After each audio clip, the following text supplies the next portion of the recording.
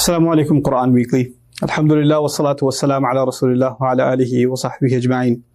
In a couple of minutes I wanted to share with you a small reflection from one of the very beautiful passages of Surah Al-Isra. Surah Al-Isra being surah number 17 of the Quran, in which Allah talks about the value of the Quran itself and really the institution that helps us in being surah number 17 of the Quran, in which Allah talks about the value of the Quran itself and really the institution that helps us experience the Quran.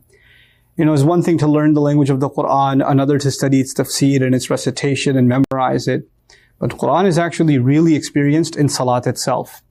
So Allah says, أَقِمِ الصَّلَاةَ لِدُلُوكِ الشَّمْسِ إِلَى غَسَقِ اللَّيْلِ وَقُرْآنَ الْفَجْرِ إِنَّ قُرْآنَ الْفَجْرِ كَانَ مَشْهُودًا. Establish the salah, أقِمِ الصَّلَاةَ لِدُلُوكِ الشَّمْسِ إِلَى غَسَقِ اللَّيْلِ. Islam, lam al-ghaya, it actually means from the time the sun starts getting loose and it starts sinking, meaning around Maghrib time, make sure you make the Maghrib Salat exactly on time, ila ghasaqil layl, all the way at the end towards, when the sun is completely gone and it's the depth of the night. Wa Qur'an al-Fajr. He didn't call it Salat al-Fajr, like establish the prayer at Maghrib, establish the prayer at Isha, when it's really dark at night. But when it came to Fajr, he didn't even call it Salat al-Fajr, he says, Wa Qur'an al-Fajr. The Quran of Fajr. One of the benefits of that is, of course, that we should recite extra Quran at Fajr. But there's something special about me as a person, me as a Muslim, developing a relationship with the Quran, especially at Fajr. And so the advice I give myself, and the advice I'm sharing with all of you, is that if you can make Fajr an institution in your life, set time aside for making good Fajr Salat. Young men that are listening to this, go make Salat at the masjid.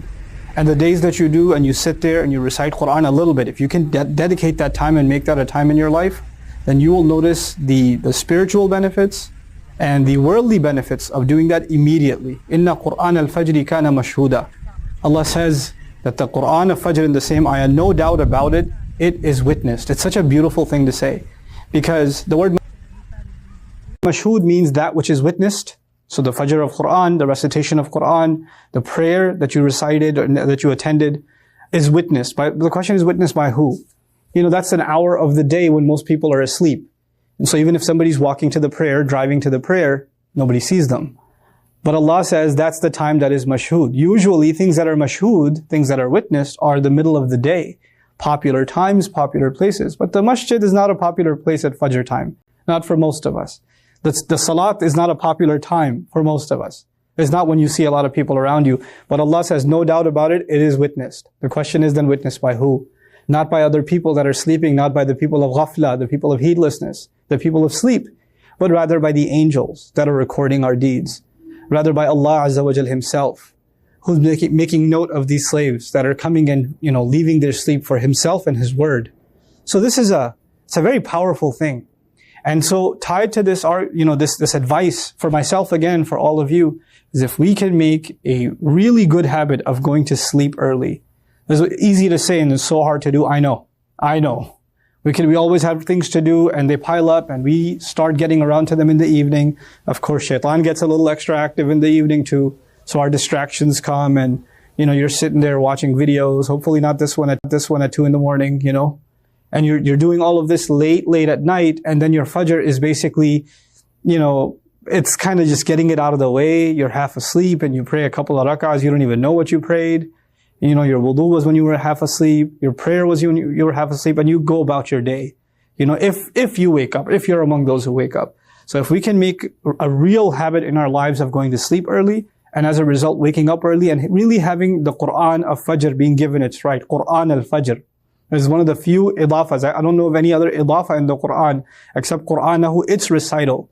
That the word Quran is associated with something else directly like this, with this kind of construction, except with Fajr. So I pray that I'm able to take advantage of that and all of you are. And I can guarantee you, I know I've experienced this personally in my life, and I can guarantee you, you'll experience this for yourselves. Once you make a habit out of this, or you try to implement it even a little bit, you will start seeing its benefits immediately. If not almost immediately, you're going to start seeing your day is different, your mood is different, what you can accomplish is different, the barakah in your time is different. So I pray that Allah makes us a people of Quran, and the people that are really able to take advantages of the times that Allah offers His special assistance to us and His special blessings to us. Barakallahu li wa lakum. Wassalamu alaikum. Quran Weekly.